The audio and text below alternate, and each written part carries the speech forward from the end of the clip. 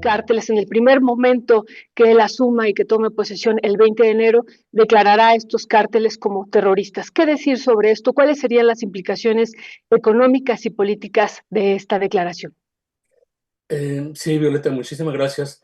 Mira, primero quisiera decir que esta declaración de organizaciones de narcotráfico mexicanas que están presentes en la lista de entidades e individuos vinculados al terrorismo no es nueva. Es decir, actualmente esa lista ya contiene cerca de 830 individuos y entidades mexicanas ubicadas en México que están consideradas como individuos y entidades que están, ya sea que tengan actividades terroristas o que tengan actividades que ayudan a grupos terroristas o a ejercer acciones terroristas, pero ya hay cerca de 830.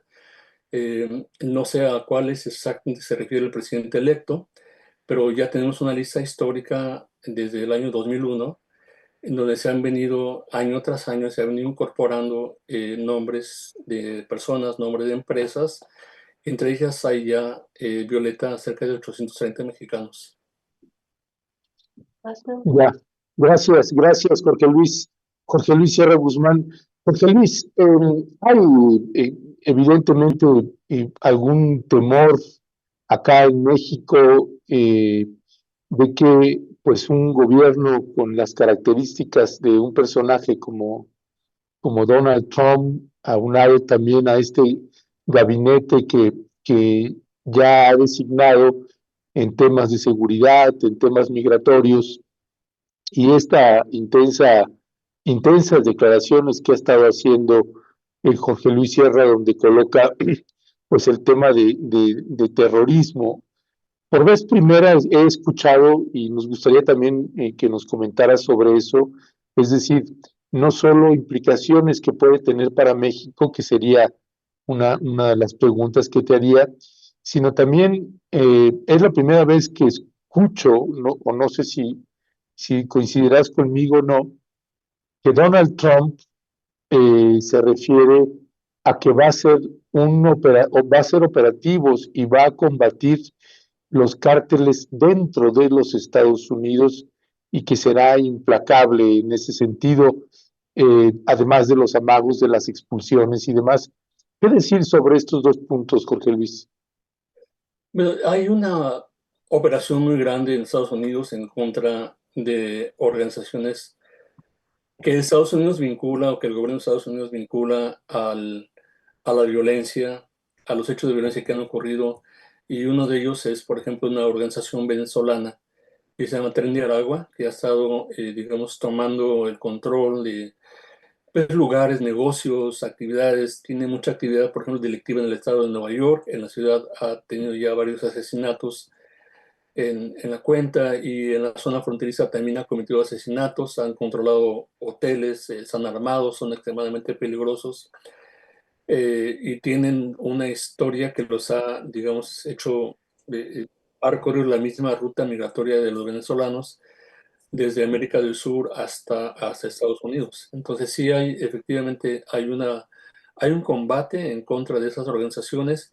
En el discurso está, claro, mezclada el tema de inmigración y el tema de violencia, el tema de delincuencia, porque esa es la tonalidad del discurso del presidente Trump, presidente electo Trump, y de muchas fuerzas, digamos que en Estados Unidos se ubican, digamos, fuerzas conservadoras que están tratando de hacer vincular a la migración con el tema de delincuencia, incluso con el tema del terrorismo.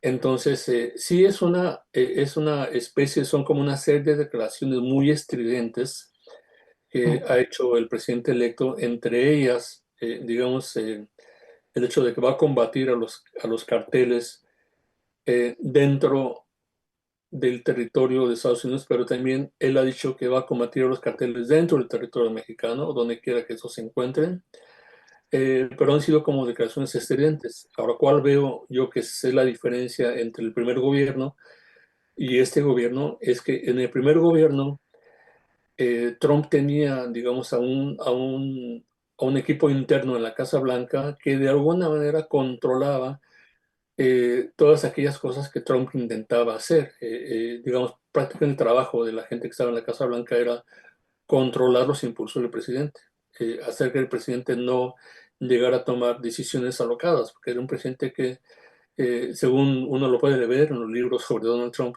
no leía los reportes, simplemente hablaba frases estridentes, etcétera. Y por otra parte tenía, digamos, a una oposición en el Congreso que de alguna manera también limitaba sus operaciones, ¿no?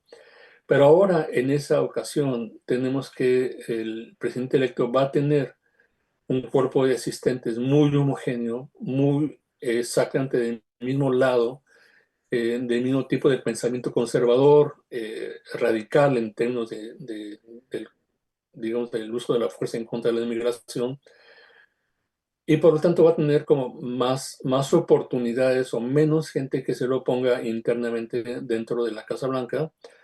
Y en el gabinete pues está teniendo a gente más o menos del mismo corte. Entonces eso junto con un Congreso que tiene una mayoría republicana hace que muchas de las frases que diga el presidente Trump posiblemente sean frases que estén, digamos, respaldadas en un control mayor que va a tener el próximo presidente de los Estados Unidos. Eso es de una forma la diferencia que hay entre el primer gobierno y el segundo gobierno. Muchísimas gracias, Jorge Luis. Bueno, ahorita estamos viendo ahí una de las cuestiones que vamos a abordar más adelante, lo del canal de Panamá. Pero regresando a esto que nos estaba comentando José Luis Sierra, ¿qué implicaciones tendría sobre los territorios pensando en la nación mexicana? Si bien es cierto, ya nos decía que ya son varios, 830 nos decía, individuos y entidades declaradas en México como terroristas, y así lo entendí en la primera intervención. ¿Qué implicaciones tendría ya en términos de, por ejemplo, hemos visto este fin de semana una serie de declaraciones por parte incluso de la oposición en México que ha dicho sí, bienvenida, si es necesario una invasión a México para poner orden en términos del narcotráfico, pues la aceptamos y la abrazamos, así ha dicho la oposición?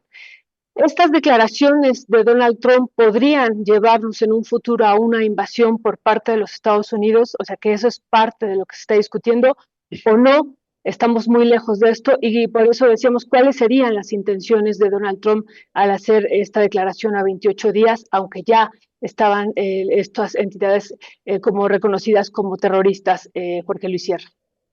Mira, Violeta, muchas gracias por tu pregunta. Es una pregunta de unas implicaciones como muy profundas en cuanto a los efectos inmediatos que pueda tener sobre el país.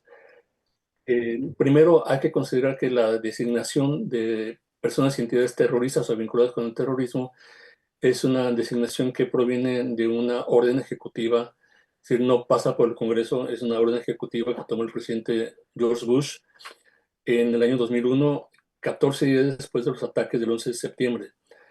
Ahí el presidente Bush designó a un grupo de personas como terroristas, y después el Departamento de Estado abrió la lista a otras entidades más, porque ya incluyó, por ejemplo, a las Fuerzas Armadas Revolucionarias de Colombia, incluyó a Sendero Luminoso y otras entidades que el Departamento de Estado consideró como entidades terroristas en ese momento. A partir de ahí se vinieron expandiendo y, como decía, cada año vienen agregándose más personas dentro de la lista, y los efectos que tiene esa orden ejecutiva es primero que hay un congelamiento de los bienes de todas aquellas personas que están ubicadas en la lista. Cualquier bien, cuenta bancaria o propiedad que tengan dentro del territorio de Estados Unidos va a estar confiscado, congelado. En segundo lugar, va a estar prohibido hacer para cualquier entidad Tienes empresarial, abierto el micrófono y se oye. va a estar prohibido hacer negocios con cualquier persona que esté en la lista. Eso también, a reserva de sanciones que hay si se viola esta disposición presidencial, puede haber sanciones financieras, o puede haber incluso acusaciones penales en contra de aquellas personas que están vinculándose con organizaciones o individuos en esta lista. Entonces hay un efecto financiero, hay un efecto de sanciones. No hay, digamos, en lo que implica hasta el momento, no hay ninguna sanción o ninguna acción que pueda pensar del uso de la fuerza militar. No hay nada relacionado en esa orden ejecutiva con una fuerza militar. Esa es una declaración separada que hizo el presidente electo de que emplear las Fuerzas Armadas o Fuerzas Especiales estadounidenses para atacar a los grupos de narcotráfico en México. Que eso es primero es una acción que podría generar un roce diplomático mayúsculo con el gobierno mexicano, porque el gobierno mexicano tiene la soberanía de definir quién puede poseer armas en México y quién no las puede poseer. Entonces, si uno entra dentro de Estados Unidos a México, está la prohibición de que las personas no pueden entrar con armamento a menos que tengan un permiso del gobierno mexicano o de la Secretaría de la Defensa Nacional para poseer esa arma. Entonces, muchos de los agentes estadounidenses que están operando en territorio nacional, en territorio mexicano, operan sin armas, y eso ha sido mucha fuente de presión por parte de Estados Unidos en diferentes momentos, porque Estados Unidos considera o ha considerado algunas veces que el hecho de tener agentes dentro de territorios tan complejos y tan hostiles para cualquier agente de inteligencia o agente gubernamental extranjero, pues significaría la única posibilidad en algún momento de tener un arma para defenderse. Pero no siempre ha sido este el caso, y actualmente los representantes de grupos de seguridad extranjeros no tienen el permiso de portar armas. Entonces, lo que podría implicar una declaración como esa no es tanto una invasión a México, sino sería en todo caso, la probabilidad de que hubiera operaciones extraterritoriales en suelo mexicano, tales y como las que se dieron después del asesinato del agente de la DEA en 1985, cuando hubo una operación extraterritorial y arrestaron a varias personas mexicanas que tuvieron que ver, o presuntamente tuvieron que ver con el secuestro, tortura y ejecución de Enrique Camarena Salazar, el agente de la DEA. Hubo una operación extraterritorial que causó realmente casi un rompimiento diplomático entre México y Estados Unidos. Hubo un distanciamiento en ese momento muy importante, pero después en Violeta se vinieron una serie de ajustes a las políticas, de tal forma que, digamos, durante el gobierno, por ejemplo, del presidente Cedillo, se dio el caso de muchos agentes de Estados Unidos con apariencia mexicana, hablantes perfectos del español, que estaban participando como agentes mexicanos, diciendo el uniforme mexicano o las placas mexicanas dentro de los cuerpos de seguridad mexicanos. Había una participación en ese sentido muy importante de asesores de Estados Unidos dentro del combate a las drogas. Entonces, no ha sido extraña ese tipo de participación. Tampoco es extraña, por ejemplo, la participación de agentes de inteligencia de Estados Unidos trabajando dentro del territorio mexicano. Los hay. Eso es algo que, digamos, corresponde a una realidad que tiene cualquier país. Hay agentes de inteligencia que están trabajando tanto de forma abierta, registrados, como en forma encubierta, no registrados. Entonces, es una realidad. ¿Qué podría pasar con el presidente Trump a partir de esas declaraciones tan estridentes?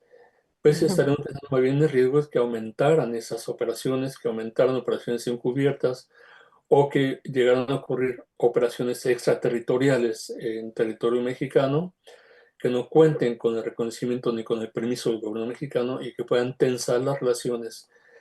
De ahí a una invasión militar hay una gran diferencia, aunque sí hay que decir, porque eso es algo existente, que sí existe dentro de la doctrina militar de Estados Unidos, digamos, hipótesis de conflicto que podrían orillar a una invasión. Y eso está desde hace muchos años, históricamente, ha estado ahí. Digamos, la última expresión de eso fue una novela de Caspar Weinberger, que fue secretario de la Defensa. Tiene una novela donde él visualiza un escenario de invasión a partir de que los narcotraficantes llegan a corromper totalmente las entrañas del gobierno mexicano. Se genera un estado de terror dentro de México. Hay una migración masiva de mexicanos hacia Estados Unidos que se cuenta por decenas de miles. Hay una situación política incontrolable en México y entonces Estados Unidos decide llevar al ejército a Estados Unidos. Es una novela histórica que está pensada en términos estratégicos. Está hablando del pensamiento de un ex secretario de la Defensa de Estados Unidos, pero que muchos críticos digamos, consideran que esa novela o ese escenario hipotético que plantea el ex secretario de la Defensa no corresponde a todos los detalles minuciosos de una relación binacional tan complejos como los que hay entre México y Estados Unidos, que de alguna manera, digamos, eh, impiden que una invasión así ocurra, porque podría llevar realmente a una situación muy catastrófica en términos de una relación binacional y podría arruinar la historia de relaciones durante décadas que ha habido entre ambos países. Gracias, gracias, Jorge Luis. Jorge Luis, me quedo pensando en estos términos, ¿no? Invasión o operaciones extraterritoriales. Y tú que estás viviendo en los Estados Unidos, que eres un experto en la materia en temas de seguridad y seguridad interior, no sé cuál es la lectura que estás haciendo también desde la frontera, qué se está moviendo, qué está cambiando ahí. Y yo me quedo pensando en la posibilidad de que pudiera haber, no sé si el término tal vez si es invasión o que hubiese el riesgo de que pueda haber incursiones fronterizas por parte de las Fuerzas Armadas de Estados Unidos en una administración como la de Donald Trump, que nos queda clarísimo que pues es capaz de varias cosas.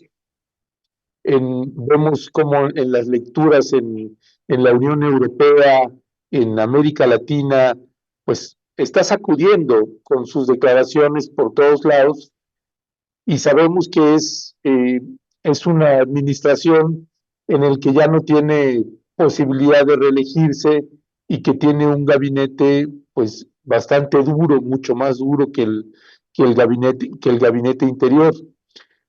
Y en ese sentido, pues bueno, ya hoy vimos en las declaraciones de la presidenta Claudia Sheinbaum, pues que México ya está haciendo un filtro bastante riguroso en lo que toca a la migración, a caravanas y grupos o migrantes que quieren llegar a la frontera de México con Estados Unidos.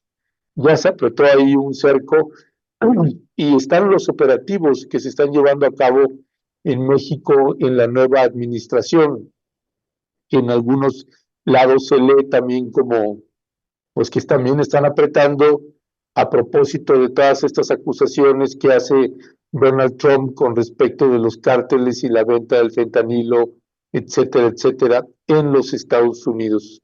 ¿Ves tú posibilidades en ese sentido de que pudiera haber algún tipo de incursiones rápidas en las partes fronterizas con México?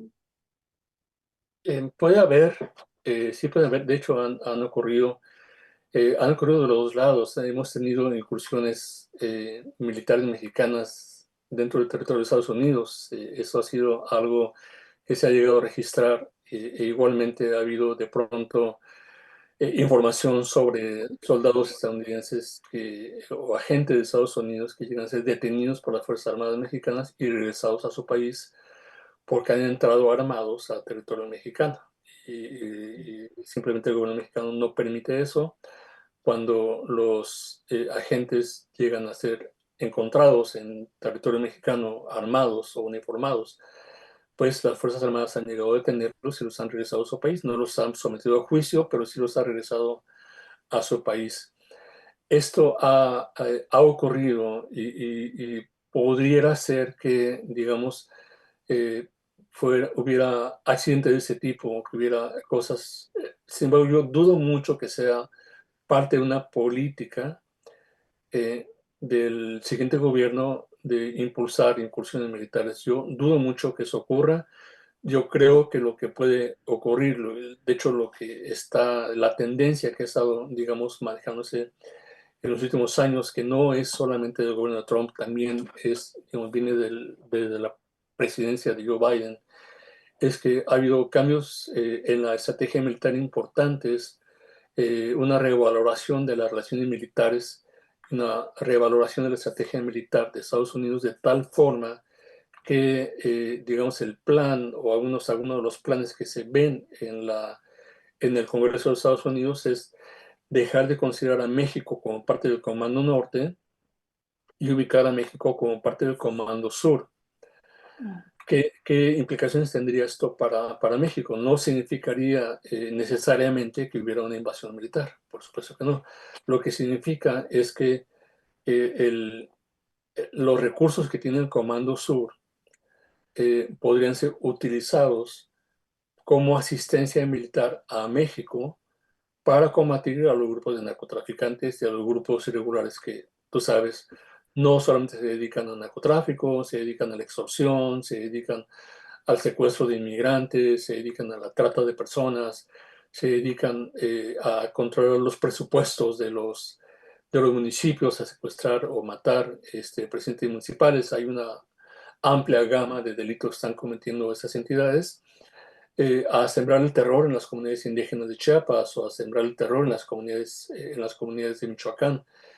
Es decir, sí, habría en ese momento entonces, de acuerdo con una estrategia así, habría la posibilidad de que los recursos del Comando Sur se empleen como asistencia militar para México. Y entonces eso implicaría una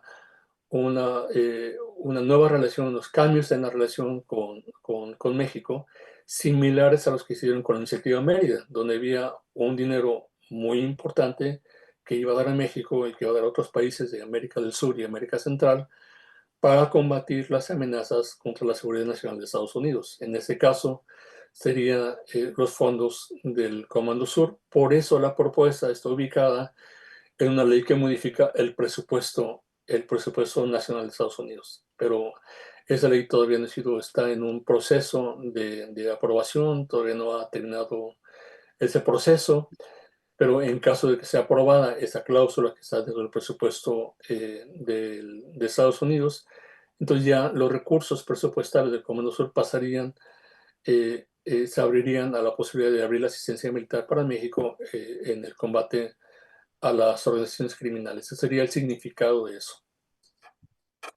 Muchísimas gracias, Jorge Luis. Pues tenemos que ir cerrando esta entrevista y yo le preguntaría por último sobre las declaraciones que ha hecho Claudia Sheinbaum después de estas afirmaciones del presidente electo Donald Trump. Lo primero, la declaración que hizo este fin de semana, dice: nosotros colaboraremos, coordinaremos, trabajaremos juntos, pero nunca nos vamos a subordinar. Eso lo escuchamos el fin de semana y esta mañana en la conferencia de prensa escuchamos este discurso de no hay que engancharse en los temas. Estoy convencida que vamos a tener una buena relación. Eso dijo esta mañana desde Palacio Nacional. ¿Cuál sería su valoración sobre estas declaraciones? No hay que engancharnos con estos temas. Dice ella, nunca nos vamos a subordinar. Y lo otro, las declaraciones que también esta mañana ella ha enfatizado y las pasó en la conferencia, señalando que pues Donald Trump se expresa de ella de que es una mujer encantadora, maravillosa, pero también está la otra parte de este discurso que no se pasó en la mañanera, donde él afirma que esto no puede seguir pasando y que México no le puede hacer eso a los Estados Unidos. ¿Qué decir sobre estas declaraciones, Jorge Luis? Bueno, Violeta, son tres declaraciones, ¿verdad? Primero, Sí. no hay que engancharse. Eso es una acción fundamental, porque el presidente electo históricamente tiene la costumbre de hacer declaraciones excelentes día con día. Entonces, al momento en que la prensa, los medios se enganchan con las declaraciones, ocupa toda la agenda de los medios.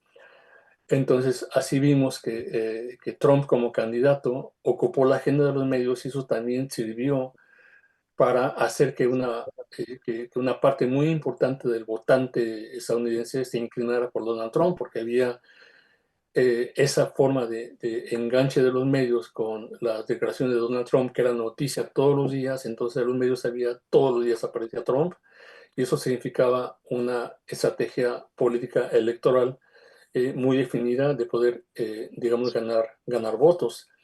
Entonces, sí, efectivamente, digamos, el no engancharse con esas declaraciones significa revisar las cosas en su contexto y, digamos, mencionarlas siempre que haya un contexto. Lo mismo que acaba de decir el presidente Trump, que quiere que el canal de Panamá sea parte de Estados Unidos otra vez. En realidad es una declaración sin contexto, y si uno analiza el contexto, uno tendría que pensar en que hay una serie de tratados aprobados por el Congreso que no pueden ser pasados por alto.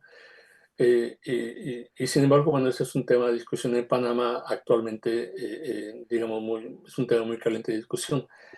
El segundo, de que nunca lo vamos a subordinar, ese es un tema, digamos, histórico y, digamos, en lo personal, en ese interés en la historia de las relaciones militares de México y Estados Unidos, ha habido, digamos, una constante durante los 70 años que gobernó el PRI.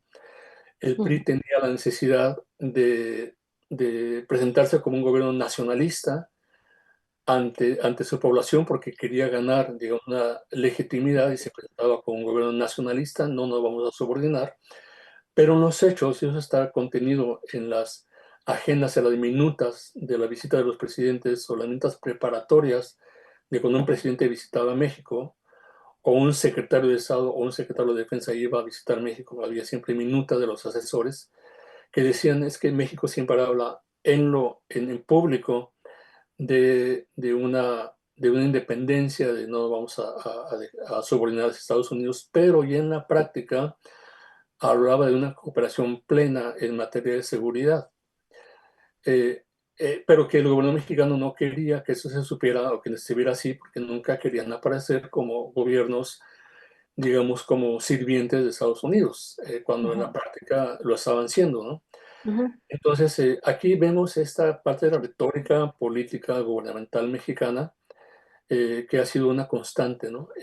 Hemos visto en los años en los que gobernó el presidente Andrés Manuel López Obrador que las relaciones con Trump fueron relaciones de alguna manera eh, contra lo que uno se pudiera esperar, fueron relaciones de una manera tersas, en el sentido de que no hubo grandes conflictos entre el gobierno de Trump y el gobierno de Andrés Manuel López Obrador. Sí, el gobierno de Andrés Manuel López Obrador cumplió una parte muy importante de su compromiso con Estados Unidos y sí efectivamente logró evitar o reducir el impacto de las caravanas que había hacia la frontera con Estados Unidos, y Estados Unidos reconoció eso. Ahora con el gobierno de Claudia Sheinbaum cambian las cosas, y ahí voy a la tercera declaración de Claudia Sheinbaum, junto con la expresión de Donald Trump, y no hay que olvidar que, digamos, el componente del gabinete de Donald Trump, e incluso el mismo Donald Trump, provienen de una experiencia, digamos, muy negativa en términos de relaciones de género. Prácticamente es un gobierno que está, digamos, cristalizado en un machismo extraordinario. Fueron muchos de los funcionarios que están, digamos, designados como futuros integrantes del gabinete, pues tuvieron un pasado de abuso. El mismo presidente electo ha tenido un pasado de abuso, tiene demandas en su contra, están ventilando en las cortes. Y la relación con una mujer presidenta es también una relación, por eso la frase que dijo Trump, me parece que también es una frase que pudiera entrar dentro de un espectro de sexismo, y eso también puede de alguna manera puede afectar las relaciones con el gobierno de Claudia Sheinbaum por tener un tipo de gobierno así en Estados Unidos, ¿no? Ahora, creo que en ese sentido, digamos, el gobierno mexicano, Claudia Sheinbaum, así como fue López Obrador, están muy fuertemente anclados en, digamos, el respaldo militar, en el respaldo tanto de la fuerza del ejército como de la Armada de México y de la Fuerza Aérea. Es un gobierno que está involucrando a los militares en tareas civiles, digamos, de una manera muy importante. Es un gobierno que formó esa cuerpo intermedio de la Guardia Nacional y ahora lo tiene como un componente de la Secretaría de la Defensa Nacional. Entonces sí ha sido un gobierno que ha estado apoyándose en fuerza militar de una manera muy importante. Entonces eso es de alguna manera un deterrente para cualquier intento que pueda tener el gobierno electo de Estados Unidos para intentar, digamos, temas como incursiones militares, temas como invasiones, etcétera. Así es no es exactamente un aliciente, es todo lo contrario. Y creo que de ese sentido, cuando Claudia Sheinbaum dice eso, lo dice sobre la base de lo que tiene, ¿no? Sobre la base del poder que tiene Claudia Sheinbaum.